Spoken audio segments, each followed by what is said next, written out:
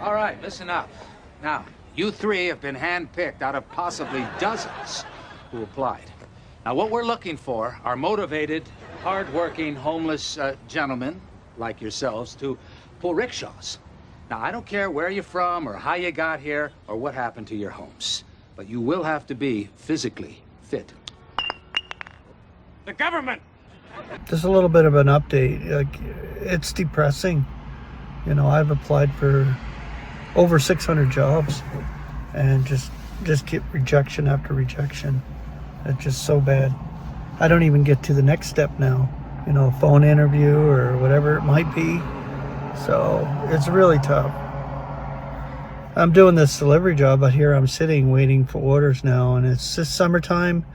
It's not going to be that great for that, because unless, you know, it's maybe weekends, who knows, or when school is out, but it doesn't get very busy during the week here. And I've been doing early morning shifts, like I said, breakfast, but it just seems like just no orders coming through, which makes it really even tougher, because I'm trying to make a living here and trying to survive. And I am surviving. I'm not saying I'm not.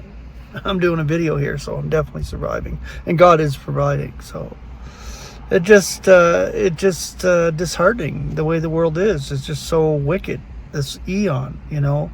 Someone struggling like myself doesn't get a break, but then you have people coming into this country and they automatically get handed everything, and it's just whatever you call it these days. You know, people, the government and those in power definitely are gearing up, because the wicked system is in play, and you see it. Overpopulation. Fuck, it's just so many people.